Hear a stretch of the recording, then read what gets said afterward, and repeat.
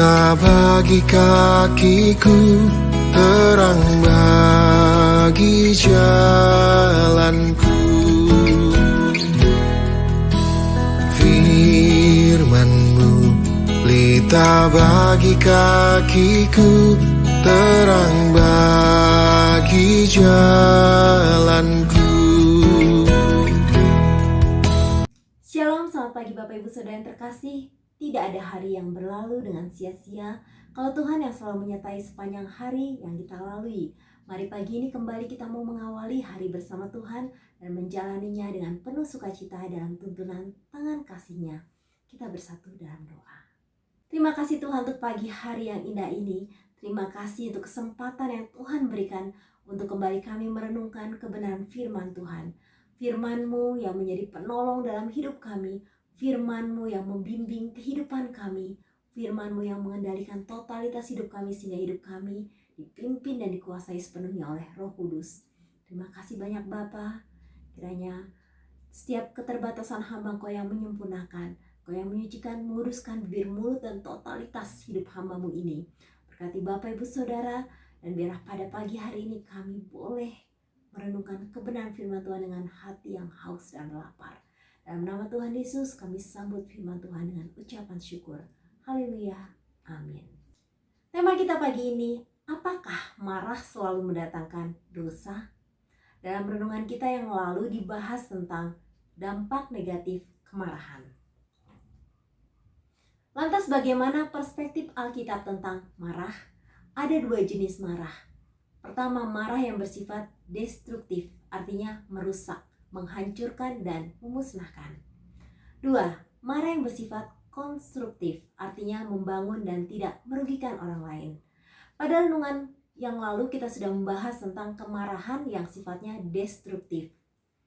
Ciri-ciri kemarahan yang bersifat destruktif atau mendatangkan dosa adalah: pertama, kemarahan dengan memberikan reaksi fisik yang agresif. Contoh, menghajar, menampar, memukul, bahkan sampai membunuh orang lain. Kedua, marah yang dipendam karena mencoba untuk menghindari konfrontasi sehingga ia berusaha untuk menekan perasaannya. Ketiga, marah demi untuk melampiaskan dendam karena merasa dihina, tidak dihargai, perasaannya dilukai, diperlakukan semena-mena, dan orang tersebut telah melakukan hal yang tidak menyenangkan bagi dirinya. Misalnya, cinta ditolak ataupun hutang ditolak. Bitterness is like cancer, it eats you upon the house, but anger is like fire, it burn it all clean. Kebencian seperti kanker, dia akan memakan tubuh yang dia tempati, tapi kemarahan seperti api, dia membakar semuanya sampai bersih.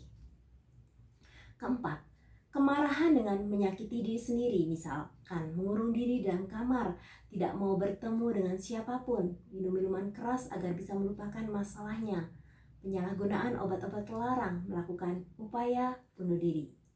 Kelima, kemarahan jangka panjang dan kekecewaan yang terus-menerus dibiarkan tumbuh tanpa adanya upaya penyelesaian. Sifat kemarahan yang berkepanjangan ini tentu bisa memberikan efek yang merugikan pada kesehatan dan ketenangan hidup seseorang. For every minute you remain angry, you give up 60 seconds of peace of mind. Untuk setiap menit kamu dalam keadaan marah, kamu membuang ketenangan pikiran selama 60 detik. Keenam, kemarahan untuk memuaskan keinginan pribadi atau untuk menekan seseorang. Ketujuh, kemarahan untuk menutupi dosa atau kesalahan yang diperbuat sehingga orang lain tidak berani mengusut masalah tersebut dengan lebih mendalam dan akan mengabaikannya, bahkan lambat laun orang akan melupakannya. Kemarahan jenis ini biasanya disertai dengan pengancaman. Kedelapan, kemarahan verbal, yaitu dengan meluapkan kata-kata yang menyakitkan, kata-kata hinaan, kata-kata tuduhan tanpa fakta, di mana kata-kata ini bisa menghancurkan nama baik seorang dan menimbulkan kepahitan. Speak when you are angry and you will make the best speech you will ever regret. Berbicara ketika kamu marah dan kamu akan membuat pidato paling hebat yang akan membuatmu menyesal. Lantas bagaimana dengan marah yang sifatnya konstruktif? yaitu marah yang membangun, tidak merugikan orang lain dan tentunya tidak mendatangkan dosa. Contoh-contohnya dapat kita lihat di Alkitab. Pertama, Nathan marah dan menegur Daud. Tujuannya adalah agar Daud bertobat dan mohon ampun di hadapan Tuhan. Di dalam 2 Samuel 12 ayat 9, Nathan berkata, "Mengapa engkau menghina Tuhan dengan melakukan apa yang jahat di matanya? Uria orang Het itu kau biarkan ditewaskan dengan pedang. Istrinya kau ambil menjadi istrimu, dan dia sendiri telah kau biarkan dibunuh oleh pedang Bani Amon." Bagaimana reaksi Daud menghadapi kemarahan dan teguran Nabi Nathan? Ternyata Daud menerima teguran itu, lalu berkatalah Daud kepada Nathan, "Aku sudah berdosa kepada Tuhan." Di dalam Mazmur 51 ayat 1-21 dengan penuh penyesalan, Daud menyatakan pengakuan dosanya di hadapan Allah. "Kasihanilah aku ya Allah menurut kasih setiamu, hapuskanlah pelanggaranku menurut rahmatmu yang besar. Bersihkanlah aku seluruhnya dari kesalahanku dan tahirkanlah aku dari dosa-dosaku. Sebab aku sendiri sadar akan pelanggaranku. Aku senantiasa bergumul dengan dosaku. Terhadap engkau sajalah aku telah berdosa dan melakukan apa yang kau anggap jahat." Kedua, kemarahan Tuhan Yesus terhadap orang-orang Farisi. Di dalam Markus 3 ayat 1-5 dikisahkan, Tuhan Yesus masuk ke rumah ibadat. Di situ ada seorang yang mati sebelah tangannya. Di sana juga ada orang-orang Farisi yang sedang mengamat-amati Yesus. Mereka mengamati apakah Yesus akan menyembuhkan orang itu pada hari Sabat. Tujuannya adalah supaya mereka dapat mempersalahkan Yesus. Kata Yesus kepada orang yang mati sebelah tangannya itu, "Mari, berdirilah di tengah." Kemudian kata Yesus kepada orang-orang Farisi itu, "Manakah yang diperbolehkan pada hari Sabat, berbuat baik atau berbuat jahat, menyelamatkan nyawa orang atau membunuh orang?" Tapi mereka itu diam saja. Yesus berduka cita karena kedegilan mereka, dan dengan marah ia memandang sekelilingnya kepada mereka, lalu ia berkata kepada orang itu, "Ulurkanlah tanganmu." Dan ia mengulurkan tangannya, maka sembuhlah tangannya itu. Mengapa Yesus marah terhadap orang-orang Farisi? Sangat jelas, karena mereka melakukan sesuatu berdasarkan tradisi, bukan karena kasih dan ketulusan. Mereka membungkus diri mereka dengan jubah agama, namun hidup mereka penuh dengan kemunafikan. Mereka juga menahan untuk melakukan kebaikan dan pertolongan bagi orang lain di hari Sabat. Ketiga, kemarahan Tuhan Yesus saat bait Allah di Yerusalem dicemari. Dalam Yohanes 2 ayat 13-16, ketika hari raya Paskah orang Yahudi sudah dekat, Yesus berangkat ke Yerusalem. Dalam bait suci didapatinya pedagang-pedagang lembu, kambing domba, dan merpati, dan penukar-penukar uang duduk di situ. Ia membuat cambuk dari tali lalu mengusir mereka semua dari bait suci dengan semua kambing domba dan lembu mereka. Uang penukar-penukar dihamburkannya ke tanah dan meja-meja mereka dibalikannya. Kepada para pedagang-pedagang merpati ia berkata, "Ambil semuanya ini dari sini, jangan kamu membuat rumah Bapakku menjadi tempat berjualan." Bapak Ibu Saudara, kita akan mengenali lebih dalam tentang ciri-ciri marah yang bersifat konstruktif. Pertama, marah demi menyatakan kebenaran. Kemarahannya pun tidak membabi buta, namun disampaikan dengan kasih dan menggunakan perkataan yang membangun orang lain. Kedua, tujuannya adalah untuk menyelesaikan masalah. Ketiga, untuk menyampaikan ketidakadilan agar tidak berlanjut terus-menerus dan merugikan kaum minoritas. Keempat, marah yang diungkapkan tanpa dendam atau untuk kepentingan pribadi. Kelima, tidak ada tujuan untuk menyakiti orang lain ataupun mempermalukan. Keenam, untuk meluruskan pemahaman atau mengoreksi prinsip yang keliru.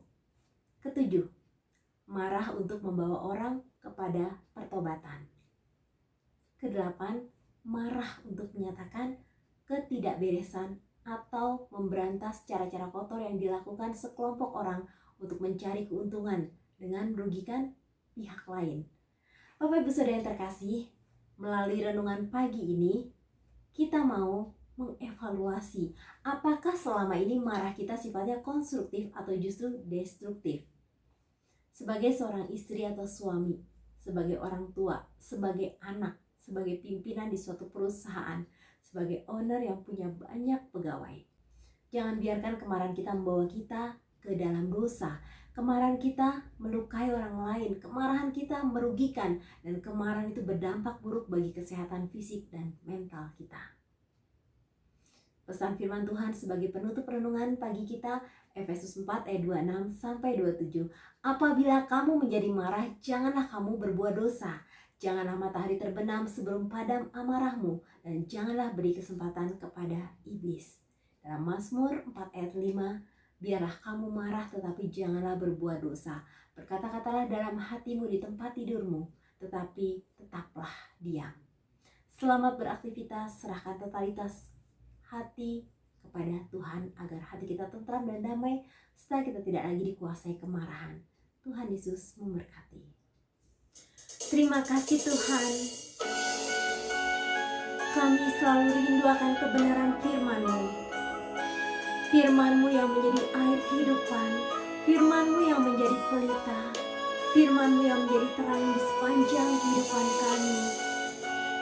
Bahkan di saat kami bimbang dan ragu, Engkau tetap berada di dekat kami, tak pernah meninggalkan kami, dan tidak pernah kami sendirian. Terima kasih Tuhan.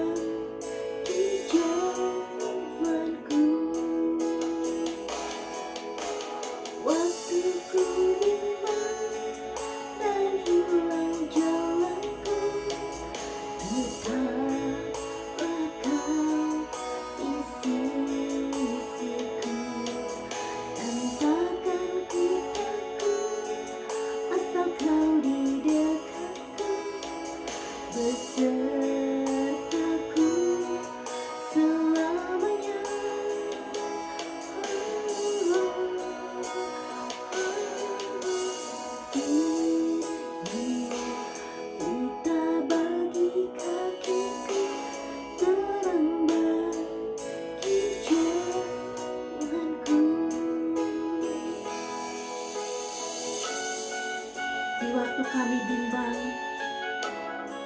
di waktu kami merasa kami sendirian, tapi sesungguhnya Engkau tetap ada dekat dengan kami. Engkau selalu beserta dengan kami. Tidak pernah Engkau membiarkan kami sendirian menghadapi setiap persoalan yang ada. Terima kasih Engkau selalu bersama kami selamanya.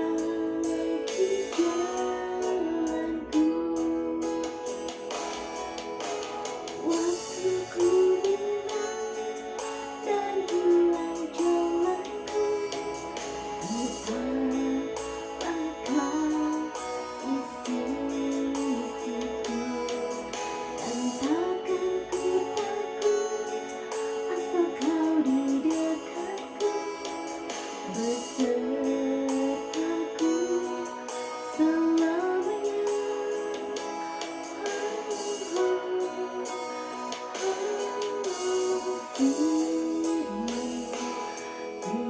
bagi kakiku, terang bagi jalanku.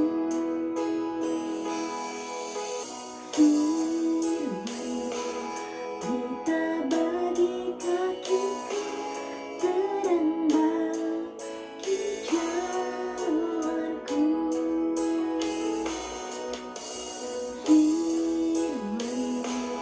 Berita bagi kakiku, terang bagi jalanku. Waktuku bimbang dan hilang jalanku, ku tak akan isi-isiku. Entahkan ku takut, asal kau di dekatku, besertaku selamanya.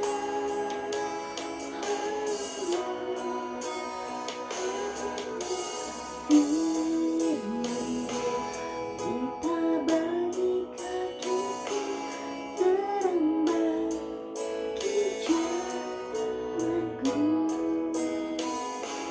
Terang bagi jalanku.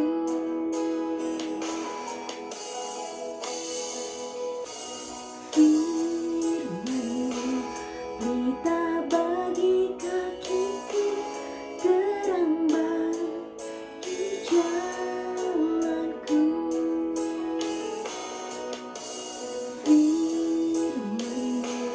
Berita bagi kakiku, terang bagi jalanku.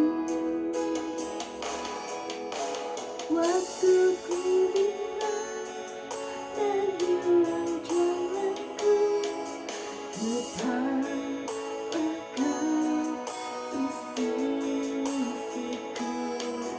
Entahkan ku takut, asal kau di dekatku, besertaku selamanya.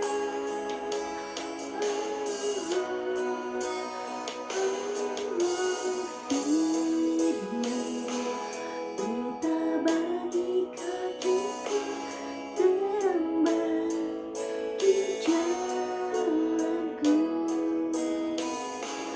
Terang bagi jalanku. Bapa, terima kasih untuk kebenaran firman Tuhan yang boleh kami renungkan pada hari ini. Tiap-tiap hari Tuhan, Engkau memberikan kami firman yang meneguhkan kami, yang menuntun kami, menegur kami ketika kami salah, mengangkat kami ketika kami jatuh. Bahkan Tuhan, pada pagi hari ini Kau mengingatkan kami untuk pengendalian emosi kami. Seringkali kemarahan membuat kami lepas kendali. Seringkali kemarahan membuat kami menyakiti hati orang lain. Pada hari ini Tuhan, kami mau belajar untuk hidup kami dipimpin dan dituntun oleh Roh Kudus, sehingga Roh Kudus itulah yang mengontrol setiap emosi kami. Terima kasih Tuhan, hari ini kami mau menjalani hari dengan sukacita, dengan ucapan syukur. Dan kami percaya kami mau terus dibimbing dan diarahkan Tuhan. Maka setiap kemarahan kami akan dikikis Tuhan, ubahkan kami dengan kesabaran dan kelemah lembutan. Dalam nama Tuhan Yesus kami berdoa. Haleluya. Amin.